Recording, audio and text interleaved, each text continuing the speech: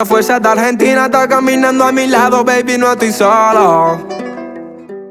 Bienvenidos y bienvenidas a todos, todas y todes. Hoy en el Día del Orgullo.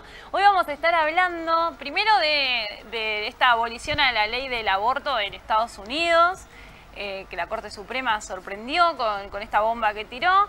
Vamos a hablar del estallido social que se está viviendo en Ecuador, la manifestación por parte de los pueblos originarios contra el gobierno de Lasso. Y también vamos a hablar de las elecciones de Colombia, que si bien, bueno, ya unas semanitas de que la izquierda se impuso y ganó, vamos a hacer un análisis de estas emergencias en la sociedad. Bienvenido, Claudio, ¿cómo estás? Hola, buenos días, buenas tardes, buenas noches, como nos estén viendo. Un gusto estar acá siempre con ustedes. Siempre. Bienvenido, Oriana. Buenas, ¿cómo están? Hoy tenemos el placer de que Juan Lipo, concejal de Merlo, nos acompaña. Bienvenido. Bienvenidos a todos, gracias por la invitación. Y bueno, vamos a pasar un rato a debatir un poquito algunos temas interesantes. Y bienvenida mi especialista abortera. Me queda divino el título. Ya ni necesito uno de licenciada. Especialista abortera me encantó. Y bueno, contanos un poco, Miqueas, cómo fue esto de la derogación de la ley del aborto. Bueno, como sabemos, en el plano internacional tenemos muy en boga todas estas ideas de libertad que en realidad no van más que en detrimento de los derechos de un montón de personas. Lamentablemente tuvimos algo que en la Argentina se vivió hace muy poquito, de pelear por el aborto seguro, legal y gratuito. Bueno, en Estados Unidos ocurrió esto, que se presentó una causa en la Corte Suprema y se elevó a partir de lo que dice la Constitución Nacional, que en realidad busca como proteger la vida desde el momento de la concepción, algo que biológicamente es improbable, porque lo hemos visto en los propios debates de acá, pero bueno, nada, amparándose en esa ley, se elevó algo a la Corte Suprema y bueno, derogaron la ley del aborto que ya llevaba, si mal no me equivoco, desde el año 1972 aprobada, algo que muchísimos años, muchísima construcción y bueno, nada, hubo grandes manifestaciones en lo que es la Casa Blanca, en lo que es la Corte Suprema y nada, también pidiéndole respuesta a los actores políticos de la sociedad, de todos los partidos, sobre todo del partido que actualmente tiene la conducción del gobierno, porque bueno, supuestamente venía a amparar todas estas cuestiones que tienen que ver con los derechos, ya sea de las mujeres, de las comunidades. Y bueno, no hubo una respuesta, ni una acción, ni una decisión política que pudiera amparar todas estas cuestiones. Encima se vienen, Claudio, vos hoy me comentabas que se vienen las legislativas. Sí, en noviembre, si no me equivoco, se vienen las legislativas en Estados Unidos y hay una pelea bastante dispareja entre los republicanos y demócratas por ver quién de los dos es el primero que larga el proyecto federal, sea para la aprobación de la ley del aborto para que no se saque o para la derogación total en todos los estados de Estados Unidos. Que la sociedad está viviendo como momentos muy convulsivos, ¿no? Esta cuestión de que hay luchas culturalmente y justo pasa como en un momento clave que es un retroceso para la sociedad. No sé qué pensás vos, Oriana. Sí, para mí es un retroceso muy importante en cuestión de derechos humanos, pero no es algo que no se esperaba. Nosotros sabemos que Donald Trump designó 3 jueces de la Corte Suprema, donde hay 6 jueces que son totalmente conservadores, de 9 jueces. Entonces es obvio que van a ir contra los derechos humanos, siendo conservadores. También sabemos que la ley que se derogó no es que va a prohibir por completo el aborto, sino que ampara que los estados Sí. Puedan hacerlo por su propia cuenta. Y actualmente hay una especulación de 26 estados que van a hacer que el aborto sea ilegal. Por ejemplo, en Ohio Sí. también va a ser ilegal, incluso si es violación. Y me parece muy grave. Sí, ahí es importante aclarar esto que recién nos explicaba Oriana. El fallo de la Corte Suprema lo que va a terminar haciendo es una modificación de la Constitución de los Estados Unidos y van a terminar modificando en lo general el aborto y le van a dar la potestad a cada estado que dicte sus propias resoluciones acerca de aceptar o rechazar el aborto.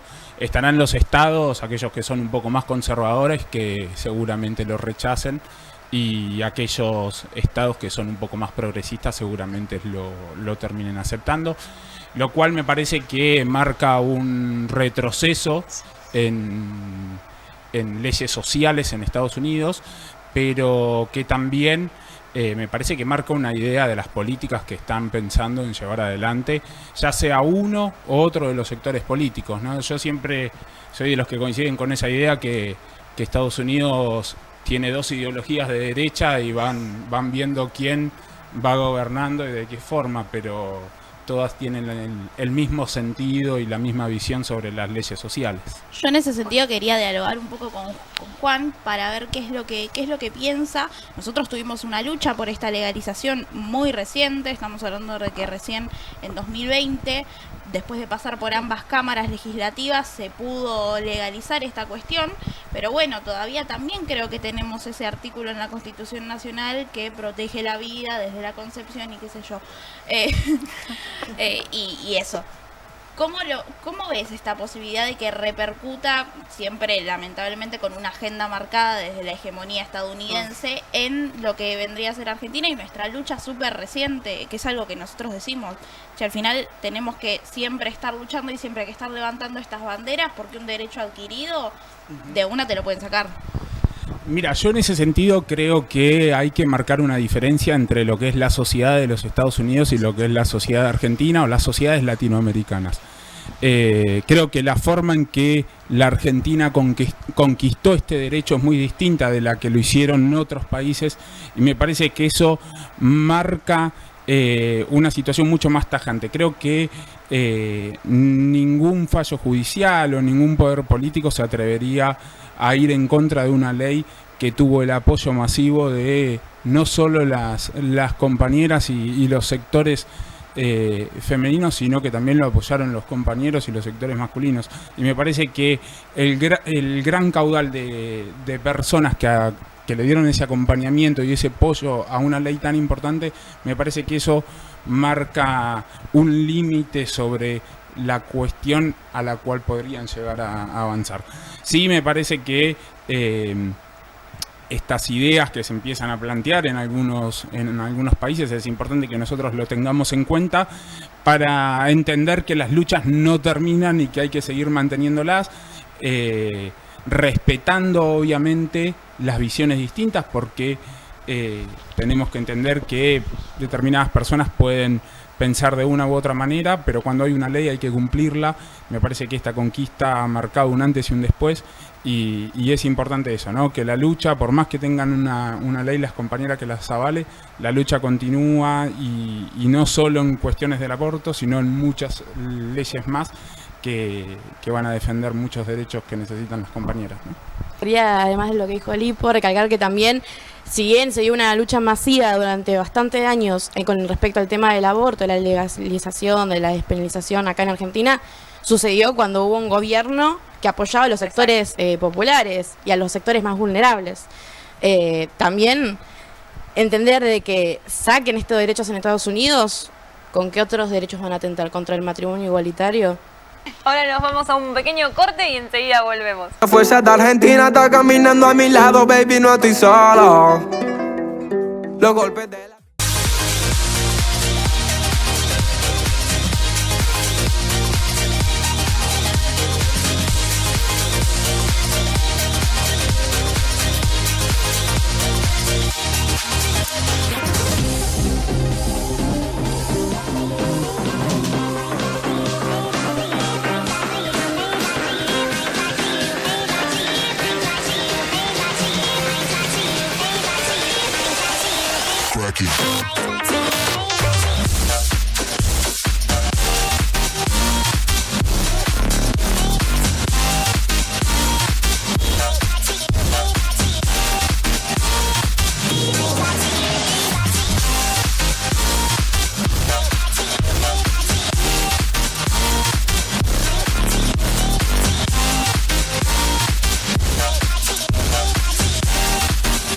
La fuerza de Argentina está caminando a mi lado, baby, no estoy solo.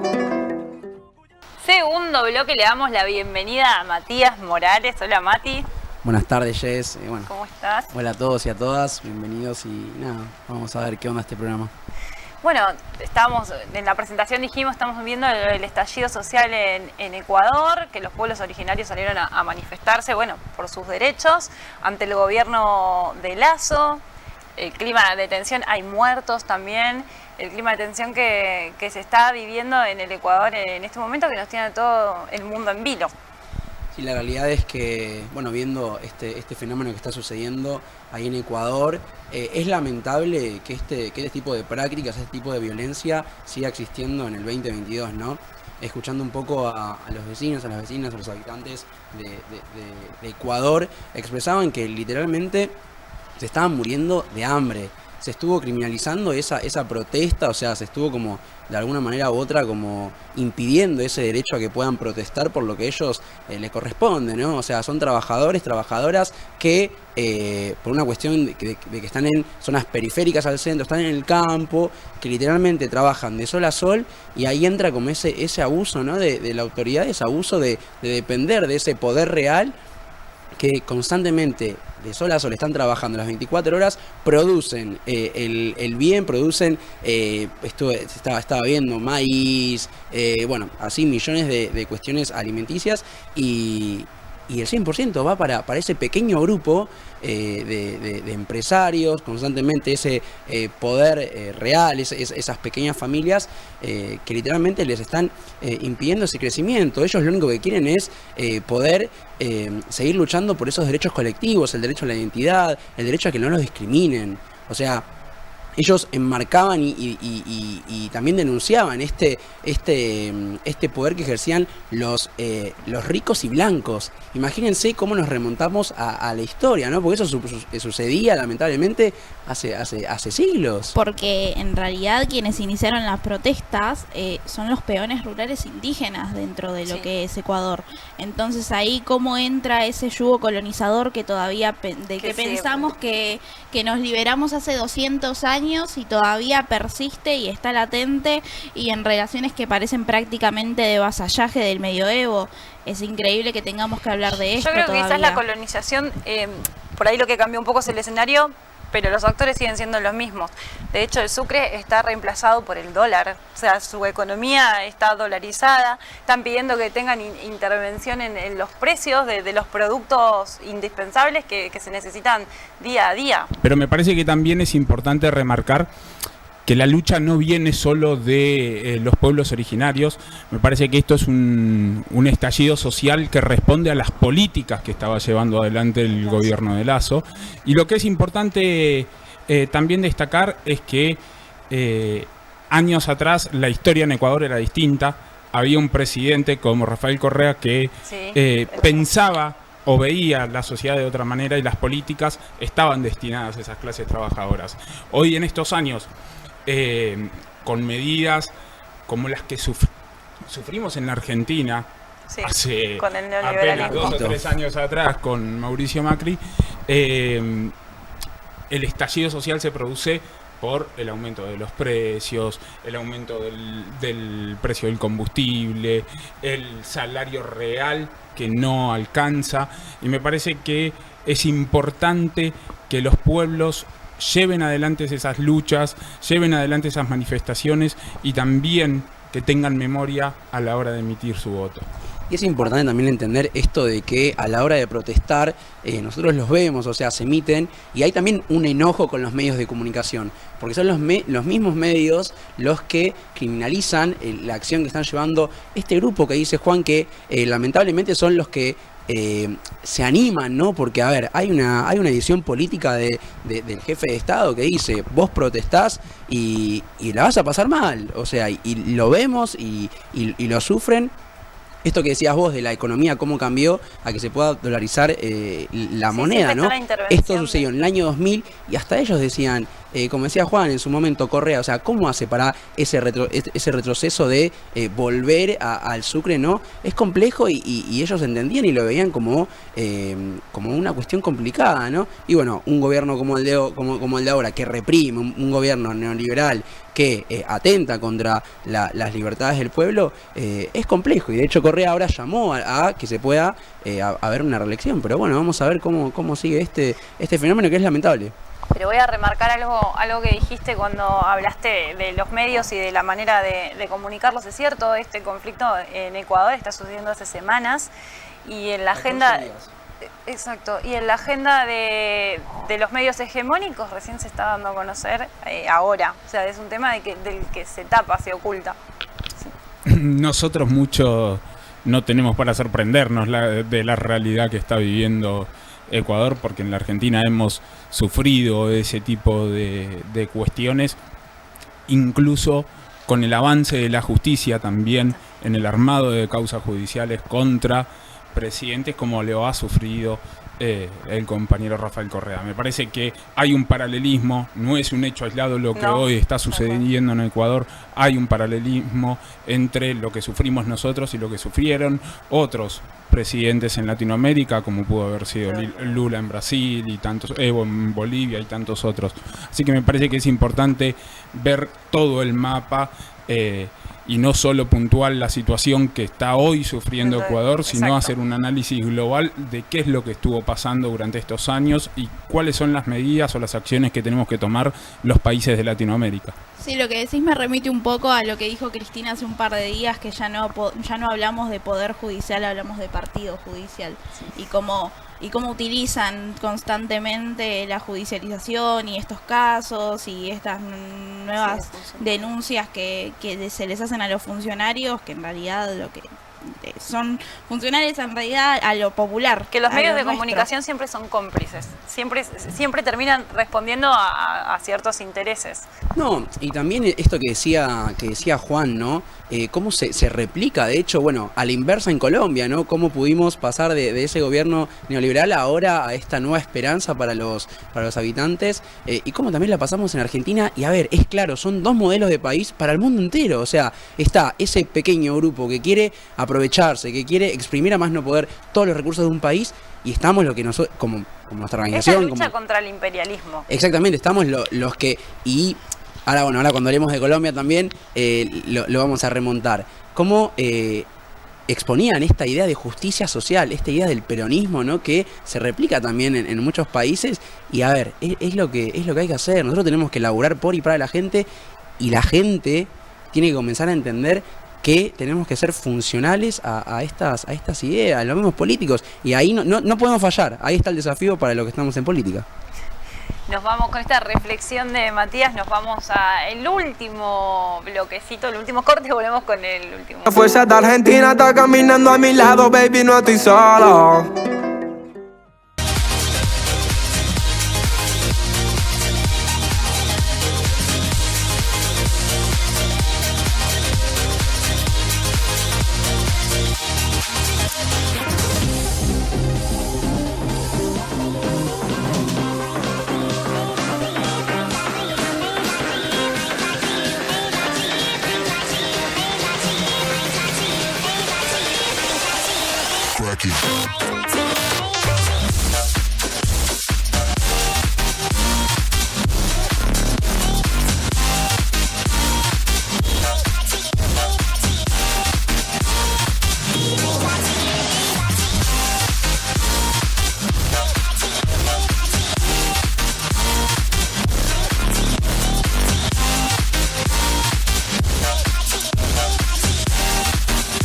La fuerza de Argentina está caminando a mi lado, baby, no estoy solo. Tercer y último bloque, y no puedo dejar de presentar a mi panelista estrella. Bienvenido, Blas. Hola, Jess, hola a todos, Juan, Mati, Ori. Gracias a todos por invitarme, como siempre, un placer estar acá. Bueno, recién Matías nos daba el pie en contraposición de lo que sucede en Ecuador, como en Colombia hoy se festeja que la izquierda ganó, que tiene una vicepresidenta con descendencia afroamericana y que además viene de orígenes completamente humildes.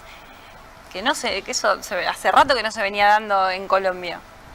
¿Hace rato o la primera vez? La primera O la vez. primera vez directamente. Sí, se festeja no solamente en Colombia, para arrancar con esto, se festejó en toda América, en Latinoamérica por lo menos, no, obviamente Estados Unidos no se festejó nada, pero saludos de todos los presidentes o de los exmandatarios reconocidos acá por el pueblo hermano latinoamericano, contentos por esta lucha que bueno, que se sigue dando en contra del neoliberalismo, en contra siempre de Estados Unidos Del imperio yanqui. del imperio yanqui, por supuesto, y obviamente renovado, dos caras que renuevan, que ya realmente con solo verlos y escucharlos, los que vienen a proponer para Colombia y todo el pueblo que lo merece, renueva por suerte la esperanza en el pueblo de los hermanos y las hermanas colombianas. Tal cual. Y vos, Juan, apelo más a tu sabiduría. ¿Cómo lo ves? Se sabe que en Colombia hay mucha influencia por parte de Estados Unidos, tanto en lo económico como que está muy militarizado. ¿Qué tiene ahora? Petro tiene un desafío de acá adelante. ¿De qué manera puede revertir esa situación? Sí, yo creo que el desafío no es solo gobernar en contra de este imperialismo, sino gobernar en contra de las consecuencias que pudieron llevar adelante tantos años de gobiernos con miradas un poco más conservadoras o un poco más estadounidenses, digamos.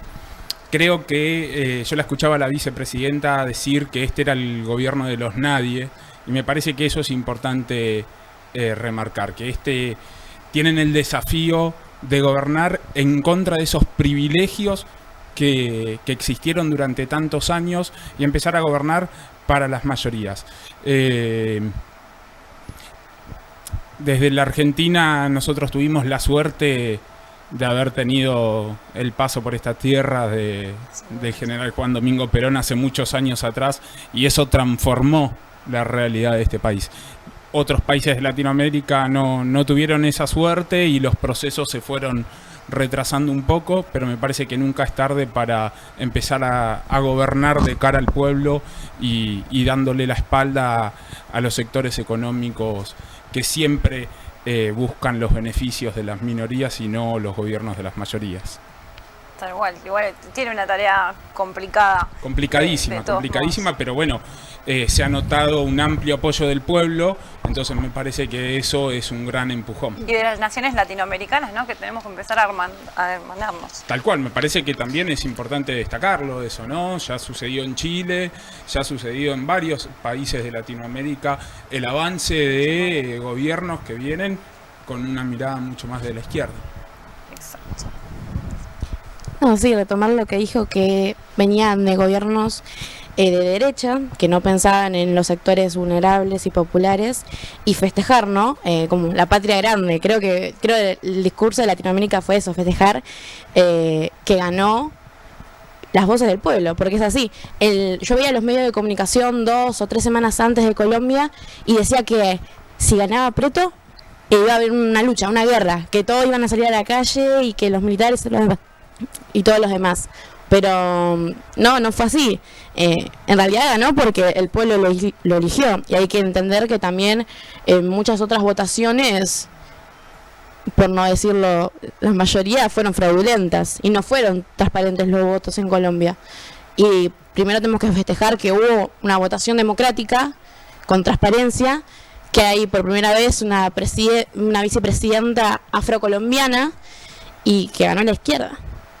Esperemos que todo ese discurso que tenga lo lleve a práctica. Y esperemos que el pueblo sea paciente también, porque en 4 años no se puede arreglar algo que viene hace mucho tiempo. Ni en 4, ni en 10, ni en 15, lleva todo un proceso. Tal cual. Pero bueno, lo que se puede rescatar a nivel, comparando y salvando las diferencias de las situaciones que se están viviendo de violencia en el Ecuador, esta cuestión del despertar de la sociedad, de decir basta, de querer sacarse de esta opresión que viene por parte del imperio, ¿no? Colombia es un país que tiene un total de 22 millones de habitantes y al día de hoy, con esta cuestión de la pandemia, que a mi parecer también visibiliza esa cuestión inhumana de gobernar, tiene son 20 millones de habitantes los que están en el índice de pobreza. Imagínate que hay 2 millones que recién pueden gozar de los derechos, de libertades y demás. Algo que señalaba Preto era esto de generar también empezar a hacer justicia social, ¿no? Creo que en su modelo que va a empezar a impulsar, que bueno, está como muy a la expectativa este gobierno de la esperanza también de volver a creer también, de alguna manera u otra, en el Estado, ¿no? Esto de volver a poder meterle fichas a las cuestiones de salud, a las cuestiones productivas también, porque como mencionaban ahí mis compañeros, mis compañeras, esta llegada de la vicepresidenta, que ella dice es el gobierno de los nadie, el gobierno de las manos callosas, o sea, de los laburantes. Entonces, bueno, creo que en este nuevo despertar de Latinoamérica tenemos que comenzar a hermanarnos, porque es complejo, o sea, va a comenzar una lucha contra el poder real, o sea, yo creo que ahí sí realmente la tiene muy complicada. Yo quiero ver qué pasa en estos convenios bilaterales que siempre tuvo Colombia con Estados Unidos, de qué manera Petro ahora va a encarar eso. Por ahí es lo que me parece interesante. Bueno, ya tuvo un acercamiento con el presidente Biden. Dice que tuvo una relación cordial para los dos, siempre y cuando beneficiando a cada territorio. Eso quiere decir que, por suerte, Petro no le va a aflojar para nada a las negociaciones con Estados Unidos. Él mismo lo dijo y también lo dijo la vicepresidencia. Ellos buscan una independencia económica, un empoderamiento político y una garantía de derechos para todos los colombianos. Es así. No queda duda de que ellos van y tienen un norte que es... realmente, con todas las políticas durante años que tuvo Colombia, realmente se cambia esa realidad y se pueda generar una igualdad, como tanto lo dijo la vicepresidenta, igualdad para las mujeres y también para los jóvenes. Hizo mucho hincapié en los jóvenes cuando fue su campaña, y eso decanta de que por qué el pueblo lo votó, porque creen en esa campaña que hicieron y bueno, que la lleven a cabo, por supuesto. Sí, con respecto a que el pueblo lo votó, estaba viendo de que es impensable, ¿no? Vos, como dijeron, hace 10 años atrás vos te lo decían y no lo ibas a creer. Pero tuvo mucho que ver que hubo casi una nula participación de la oposición, en que en su momento era gobernante, que no quiso dar un debate, que no quiso dar explicaciones, que se escondió ante las cámaras, hasta de los medios. Entonces creo que eso explicó mucho. Y también que hubo un montón de jóvenes que por primera vez votaban. Y la hija de Preto hizo una excelente campaña en la juventud, incentivando la votación y a los jóvenes a la política, y me parece muy importante y valorante. No solo en Colombia, sino también en Ecuador, cuando hablaban de lo demás, los jóvenes están ahí y eso es el rol que tenemos que cumplir. Como principales actores políticos, sí. Y también señalaba esto del derecho a la educación. Ahora que retomamos el rol de los jóvenes, creo que era una de las políticas que iba a comenzar a impulsar, ¿no? Un gobierno que realmente piense por los pibes y las pibas para que puedan comenzar a formarse y que tengan esa igualdad de posibilidades por la que tanto luchamos.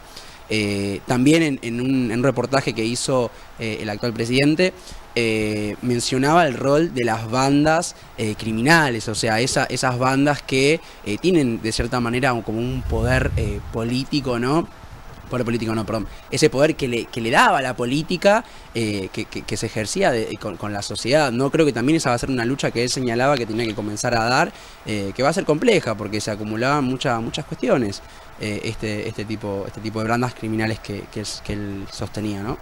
Sí, va a tener un trabajo. Sí, me parece también que es importante remarcar 2 puntos que desde su discurso ellos vienen apuntando, que uno es la justicia social, que me parece que en este país, en Argentina, ¿no? Después de Perón, después de Néstor y de Cristina, nosotros naturalizamos, pero hay en países de Latinoamérica que todavía no ha llegado, y me parece que es valorable que los nuevos presidentes lo vayan impulsando. Y otro es el cuidado de la casa común.